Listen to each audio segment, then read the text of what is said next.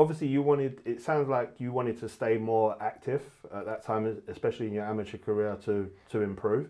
Yeah. So what team do you move on with after that? And is that when you become more active on the amateur scene? Yeah, so actually after that, like, I don't know if you remember like a little squad that we made called like Unity Fight Club. Yeah.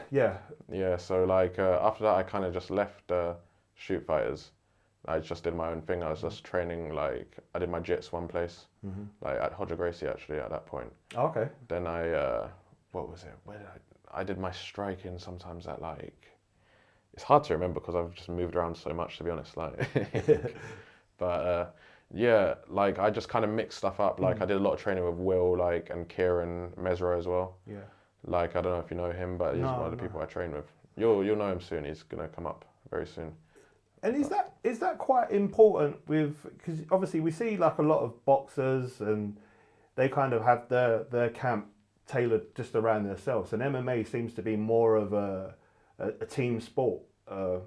But is it important to kind of focus on yourself and, you know, maybe move around and get different, like you're saying with Roger Gracie Academy? I don't really think there's anywhere much better to in London, especially, to kind of work on your jiu-jitsu. So does it make more sense for you to kind of, or did it, you know, move around and get working at different places? Yeah, at the time it did. Like I felt like, to be honest, I feel like a lot of the skills that I possess now, like, is because I've like got so many different looks from people in it. Like, obviously a lot of people have like spoke nonsense about me before and stuff, like saying like, oh, I just gym hop and shit. But like, to be honest, it's like those same people that say that I just gym hop I've beaten up. So you know what I mean, doesn't really make a difference. Yeah. And plus, like what you were saying before, like this isn't really a team sport, you know. Like obviously I'm at my team now and stuff, and I'm gonna stay there, like, because I feel like I've got everything I need there in it. Yeah. But like you know, even my coach said he doesn't mind me like going other places, like if I'm, let's say, up north or something, like to go another gym to train or whatever. Yeah. So it's good. Right. Before I forget, so I want to ask you now, and then obviously I don't want to skip too far ahead, but you just reminded me of something when you said about you know, working together with like your friends and stuff. I remember there was some footage, and because obviously at that time, I think like everyone else, we just lived on social media. During the lockdown and quarantine, I remember there was like footage of you quite regular with like Will Currie, and you was like training in a front room. Was like converted into like with mats on the floor, on the wall, the grappling dummy and everything. Where was that? What was that experience? Because I always vaguely remember seeing it. I was like, these guys are not stopping. Yeah. No, that was in Will's house. Yeah. Like, yeah, that was in Will's flat.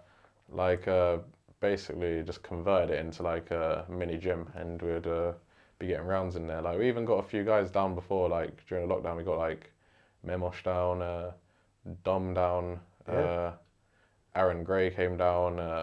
Yeah, we got a few guys to come down actually, innit? Like, it was pretty good. Like, we're getting decent work in.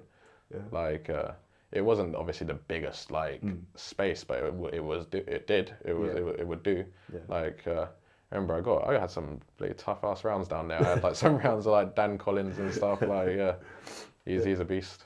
Like, yeah, I don't know. I felt like I improved quite a lot in that little short period of time. Yeah. Like, that experience, like that I always curious about.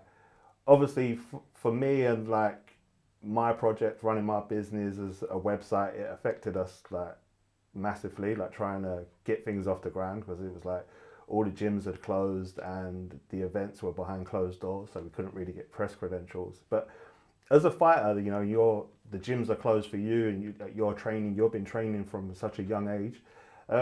What sort of effect did that have on your mindset? Did that make you more determined and like you realize this is what I want to do? Or did it can it have the opposite effect, where it kind of affects you, where you're not able to do this stuff more freely? Yeah, so it was defo like it's a weird one, because you know, it defo made me like pretty driven to train and stuff. But at the same time, I did get fat at some point. So like, you know, I think we all did. Yeah. I was like, what? Like I got to like 88 kilos or something at one point. Like which is like abnormal usually from like the weight class I should be fine at. Yeah. Like I shouldn't really be anything more than like 77. Yeah. But yeah, it was just me eating a lot, to be honest. I was like eating the same portions as like Will and Victor in it. Yeah. Like who are like, you know, like 95 kg or something. Like so, but I don't know, like it was good as well. Like it's a weird, it's hard to say because it had like different sort of different effects, I guess, in it. Like it didn't just affect me in one way. Like because I had one of my best like performances like during the lockdown actually. Like when I fought on Contenders. Contenders, yeah. Yeah, so it was yeah, it was a weird time, but like it was pretty cool at the same time. But I just remember I was like wishing for it to go back to normal in it. Yeah. Because there was like not many shows on and stuff. Yeah, that's it. The scene really took a hit, didn't it?